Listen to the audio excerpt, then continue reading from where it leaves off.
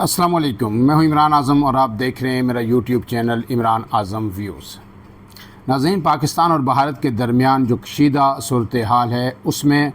اب تک کوئی جو ہتر ہوا کمی نہیں آ سکی۔ اس کی بڑی وجہ جو ہے بھارت کی مودی کی ہٹ درمی ہے، جو کسی بھی طور جو اپنی سبکی مٹانے کے لیے پاکستان پر حملہ کرنا چاہتا ہے۔ لیکن ایسے میں آج ہم بات کریں گے کہ کیا پاکستان کا جو سفارتی سطح پر رسپانس ہے وہ درست ہے، وہ ایسا ہی ہونا چاہیے، یا پھر کہیں کوئی کوتاہی ہے۔ اس میں اگر اب تک کی جو ہم صورتحال پر نظر ڈالیں تو بھارت جو کچھ کر رہا ہے وہ تو اپنی جگہ ہے، اس کے خلاف جو پاکستان کا جو آرم فورسز کی جانب سے جو رسپانس آیا ہے، جس طرح ہماری مشقیں ہو رہی ہیں، جس طرح آرمی چیف ہیں جو ہے فیلڈ میں جا رہے ہیں، اور پھر جس طرح کی ISPR کی پریس کانفرنسز ہیں، اور جس طرح بھارتی پروپیگنڈے کا جواب دیا جا رہا ہے، اس سے تو بھارتی بیانیے کو جو ہے بڑا ہی سیٹ بیک ہوا ہے۔ اور جس طرح Pakistani media, T V channels کو اور سوشل میڈیا پلیٹ فارمز کو ISPR نے اور اداروں نے استعمال کیا، وہ بالکل کوئی اس میں ڈکی چھپی بات نہیں ہے کہ اس وقت پاکستان کا بیانیہ بہت ہی مؤثر طریقے سے آگے جا رہا ہے۔ لیکن اس میں جو اگر دیکھیں تو اس میں کلیدی کردار ISPR کا ہے، اداروں کا ہے، اور پھر جس طرح آپ کو پتہ ہے کہ ایئر فورس، نیوی اور دوسرے ISPR نے جو ہے وہ نغمے بھی جاری کیے، تو ایک اوورال قوم کا جو مورال بوسٹ اپ وہ ہو رہا ہے۔ لیکن دوسری جانب اگر ہم دیکھیں تو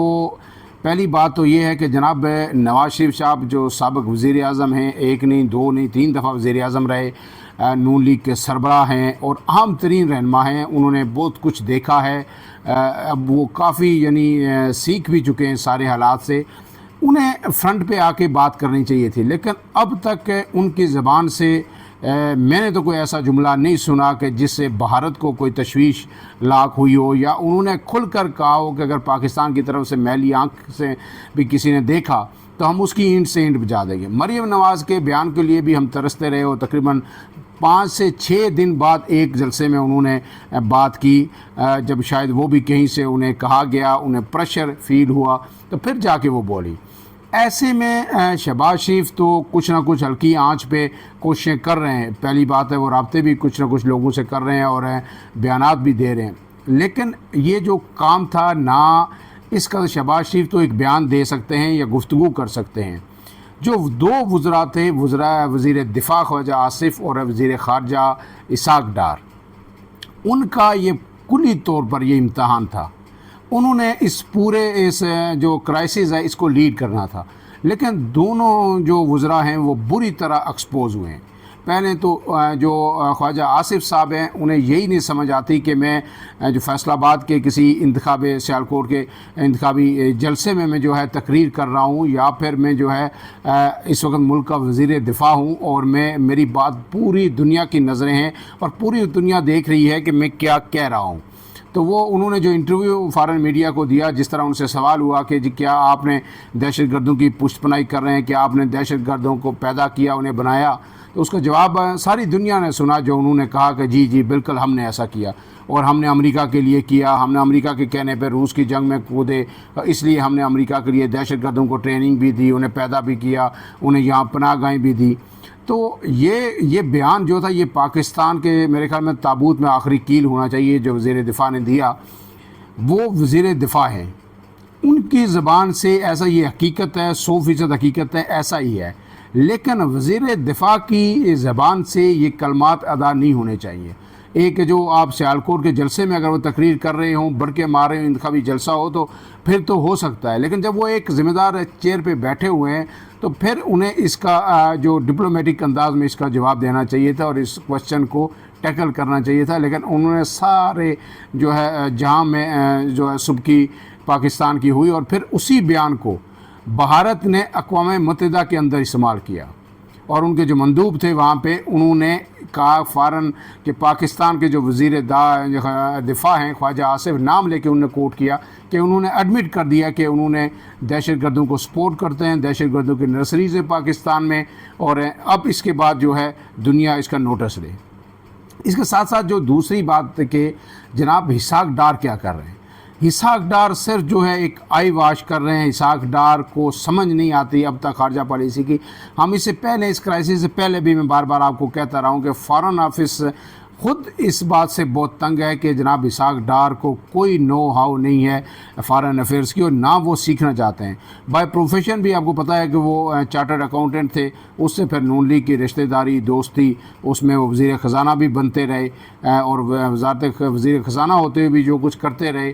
اس سے ملک کو تو کوئی فائدہ نہیں ہوا. اب ان کو وزیر خارجہ بھی بنا دیا، نائب وزیر اعظم بھی بنا دیا، لیکن اب بھی جب وہ بات کرتے ہیں تو اتنا عرصہ وہ فائنانس منسٹر رہے کہ وہ کہتے ہیں کہ میں جو ہے وہ اکنامک ڈپلومیسی کروں گا. اور فارن آفس کا عملہ بھی یہی پہلے بھی یہی کہتا رہا ہے کہ جناب ہم ان کو اہم ترین فارن افیئرس کی بریفنگ ہوتی ہے، میٹنگ ہوتی ہے، ملاقات ہوتی ہے، وہاں یہ 2 منٹ فارن افیئرس پہ بات کرتے ہیں، اس کے بعد یہ پھر جو اعداد و شمار اور معیشت اور یہ اور وہ تو اتنا آیا اتنا گیا کہتے ہیں، یہ اس چیز پہ چڑھ جاتے ہیں. تو اب بھی ان کا پورا دن یہی فوکس ہوتا ہے کہ میں کسی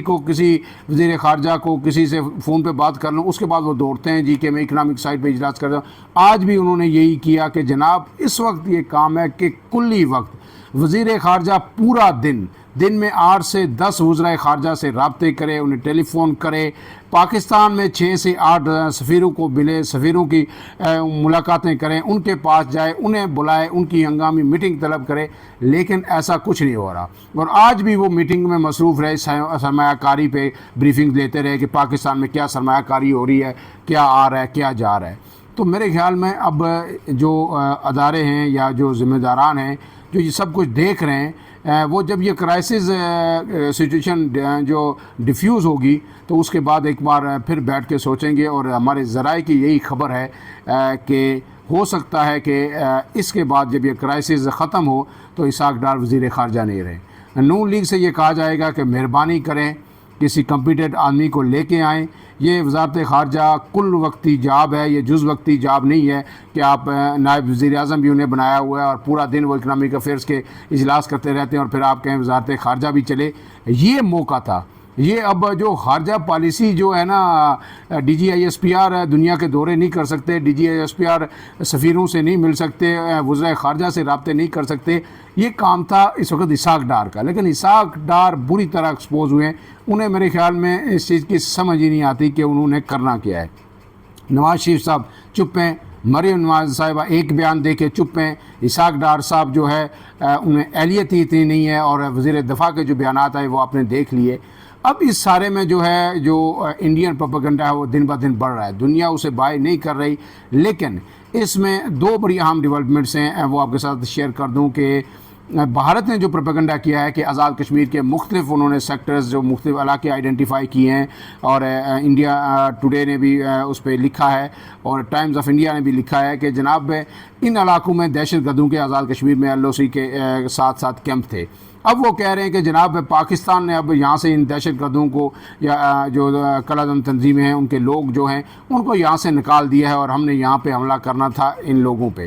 اب پاکستان نے اس پروپیگنڈے کو ایک مرتبہ پھر توڑنے کے لیے کل جو آئی ایس پی آر نے یہ اہتمام کیا، بلکہ وزارت اطلاعات کے لوگ بھی ہوں گے سارے، تو جو نیشنل میڈیا ہے، انٹرنیشنل میڈیا ہے، ان کو لے کے جایا جائے گا ان تمام علاقوں میں جن علاقوں کی بھارت نے نشاندہی کی ہے کہ ان سیکٹرز میں جو ہے ان جگہوں پہ کسی بھی طرح کے کیمپ پہ یا انفراسٹرکچر ہے یا جہادی لوگوں کو ٹریننگ دی جا رہی ہے، وہاں تمام بھارت کے اس بے بنیاد جھوٹے پروپیگنڈے کو ایکسپوز کرنے کے لیے تمام ان علاقوں کا دورہ کروایا جائے گا. اس کے ساتھ ساتھ جو کل D G I S P R اور جو ہے اس کے ساتھ ساتھ جو وزیر اطلاعات ہیں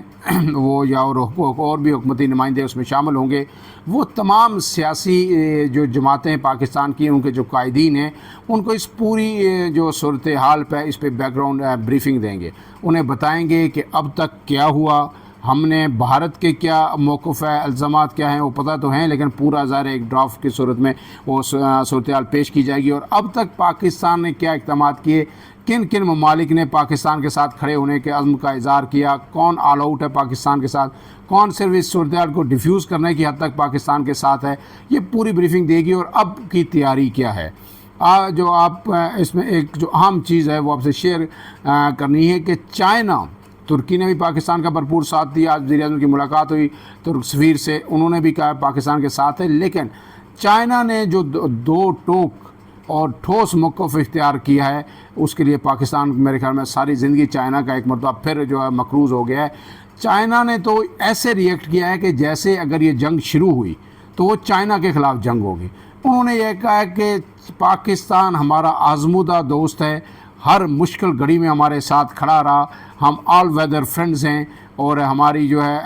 ہے ہمالیہ سے بلند دوستی ہے. لہٰذا کسی بھی وقت اگر پاکستان کی سالمیت کو خطرہ ہوگا, پاکستان کی بقا کو خطرہ ہوگا, تو پھر چین پیچھے نہیں رہے گا. یہ دو ٹوک موقف چین نے بھارت کو بھی دے دیا, عالمی دنیا کو بھی دے دیا, اور اس سے پاکستان کا حوصلہ جہاں پہ بڑھا ہے وہیں پہ بھارت بھی بری طرح جو ہے بیک فٹ پہ آیا, کیونکہ اسے پتہ ہے کہ اگر میں کہیں سے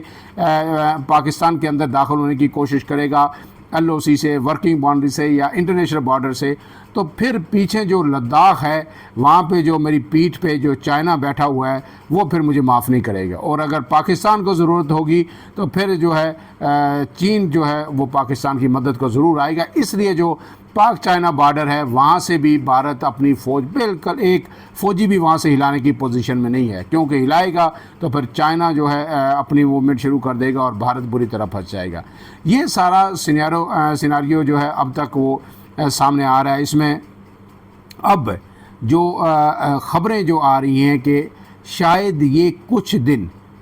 کے لیے بھارت کی یہ جو مس ایڈونچر آپ اس کو کہیں گے یہ ڈیلے ہو سکتی ہے. لیکن بھارت اتنے دباؤ کے باوجود, جو انٹرنل اس پہ دباؤ ہے, جو ایکسٹرنل دباؤ ہے, اس کے باوجود جو ہے کچھ نہ کچھ سرجیکل سٹرائک, کچھ نہ کچھ مہم جوئی کرے گا. پاکستان نے آج جہاں پہ آپ کو پتہ ہے کہ جو ہے ایکسرسائزیں شروع کر رکھی ہیں, وہیں پاکستان نے آج عبدالی میزائل کا جو ہے تجربہ کیا ہے, اور اب اس کی رینج جو اس سے پہلے جو پاکستان نے کیا تھا وہ 180 کلومیٹر سے 200 کلومیٹر تک تھی, زمین سے زمین پر مار کرنے والا یہ میزائل ہے, اور اب اس کی رینج بڑھا کے 450 کلومیٹر کر دی گئی. آج پاکستان نے اس کا کامیاب تجربہ کیا, اور ایک ایسے وقت میں کیا گیا کہ جب آپ کو پتہ ہے کہ فوجیں سرحد پر ایک دوسرے کے سامنے کھڑی ہیں, ایل او سی پہ فائرنگ ہو رہی ہے, اور بھارت کو یہ بتانا یہ مقصود تھا کہ میزائلوں کی رینج پاکستان کے پاس پوری تیار ہے, اور پاکستان اب جب جنگ کرے گا تو پھر وہ ایٹمی جنگ ہوگی. کل میں نے آپ کو بتایا تھا کہ راہ کے جو سابق سربراہ ہیں انہوں نے بھی کہہ دیا ہے کہ بھارت اور پاکستان کی اب جنگ جو ہے یہ روایتی جنگ نہیں ہوگی, یہ جو ہے جوہری جنگ ہوگی, اور اس میں پھر جو ہے ایک دونوں کا اس خطے کے لوگوں کا بہت بڑا نقصان ہوگا. اسی وجہ سے امریکہ بھی انٹروین کر رہا ہے, دونوں کو محتاط رویہ اختیار کرنے کا کہہ رہا ہے. لیکن اب بھارت جس طرح جو کچھ کر رہا ہے, جو مقبوضہ کشمیر کے اندر جو اب جس طرح لوگوں کو مارا جا رہا ہے, اور پاکستان نے تو یہ بھی کہہ دیا ہے کہ اب جو پاکستان کے جو قیدی ہیں بھارت کی جیلوں میں, بے گناہ لوگ جو قید ہیں, ان کے فیک انکاؤنٹرز کیے جائیں گے, انہیں کوئی جیلوں سے نکالا جائے گا, مقبوضہ کشمیر میں لایا جائے گا, جموں میں لایا جائے گا, انہیں وہاں پہ مارا جائے گا, اور کہا جائے گا کہ یہ دہشت گرد ہے, یہ ایل او سی کراس کر کے پاکستانی ہیں اور پاکستان میں داخل ہونا چاہ رہے تھے, کشمیر کے اندر یہ دہشت گردی کرنا چاہتے ہیں مقبوضہ کشمیر میں, اور ہم نے ان کو مار دیا, اور یہ ثبوت ہیں. تو یہ ایک دم پھر یہ ڈرامہ, بھارت کی یہ ڈرامہ چین اب چلتی رہے گی. کانگریس آڑے ہاتھوں لے رہی ہے, دیگر سیاسی جماعتیں آڑے ہاتھوں لے رہی ہیں, سول سوسائٹی وہاں کی اٹھ رہی ہے, میڈیا وہاں کا اٹھ رہا ہے, مقبوضہ کشمیر میں بڑے پیمانے پر مظاہرے شروع ہو چکے ہیں. تو اس سارے میں میرے خیال میں جو پاکستان کو جو فائدہ ہوگا اس میں جہاں مودی ایک دفعہ پھر ہے ان کا فالس فلیگ آپریشن یہ ایکسپوز ہوئے, وہیں جو مقبوضہ کشمیر کے لوگ نالاں تھے, اس پہ ہم تفصیل سے بات کریں گے کہ جب ابروگیٹ ہوا آرٹیکل 370 اور 35A, پاکستان نے کچھ بھی نہیں کیا, صرف چند احتجاج, مظاہرے, خاموشی, اور سرینا چوک میں گھڑی لگا دی کہ اتنے گھنٹے ہو گئے. اس کے بعد اگر جب پوری وادی جو ہے اس وقت اٹھ کھڑی ہوئی تھی, اور صرف مسلمان نہیں, وہاں پہ پنڈت بھی, وہاں پہ ڈوگرا بھی, ساری کمیونٹیز, کیونکہ جب اسٹیٹ سبجیکٹ ختم ہوا تو اس سے کشمیر میں رہنے والا ہندو ہو, مسلمان ہو, سکھ ہو, پنڈت ہو, سب متاثر ہوئے تھے. وہ سب پاکستان کی طرف دیکھ رہے تھے کہ پاکستان بہت ہی اسٹرانگ ریئیکٹ کرے گا. آج مقبوضہ کشمیر کے لوگ یہ سوال پوچھیں کہ جس طرح پاکستان آج ریئیکٹ کر رہا ہے, جس طرح آج کھڑا ہوا ہے, اگر اس وقت کھڑا ہو جاتا تو صورتحال ڈیفرنٹ ہوتی. اس پہ تفصیلی جو ہے انشاءاللہ ویلاگ کریں گے، لیکن پاکستان کو سر دست ہے۔ اب جو سمپتی بھارت سے جو مقبوضہ کشمیر کے اندر سے ملی ہے، مقبوضہ کشمیر کے لوگوں کو ایک بار پھر پتہ چلا ہے کہ بھارت جتنا بھی پیسہ یہاں پہ خرچ کر لے، جتنی بھی ترقی کر لے، جو دو قومی نظریہ ہے اس کی بنیاد پر جو پاکستان کی تقسیم ہوئی تھی، اسی کے مطابق جو ہے کشمیر کا بھی پاکستان کے جانا ہی ایک حل ہے، کیونکہ بھارت یہ جو مودی ہے، یہ جو ہندو ہیں، یہ کشمیریوں کو، مسلمانوں کو کبھی بھی چین کا سانس نہیں لینے دیں گے، اور اگر یہ ان کے ساتھ رہ جاتے ہیں تو پھر ساری زندگی جو ہے یہی سلوک ان کے ساتھ ہوتا رہے گا۔ یہی وجہ ہے کہ اب کشمیر کے اندر ایک بار پھر احساس یہ جاگ اٹھا ہے کہ پاکستان ہی ان کی واحد منزل ہے۔ اس حوالے سے انشاءاللہ تفصیلی ولاگ کروں گا۔ فی الحال کے لیے اتنا ہی۔ عمران اعظم کو دیجیے اجازت۔ اللہ حافظ۔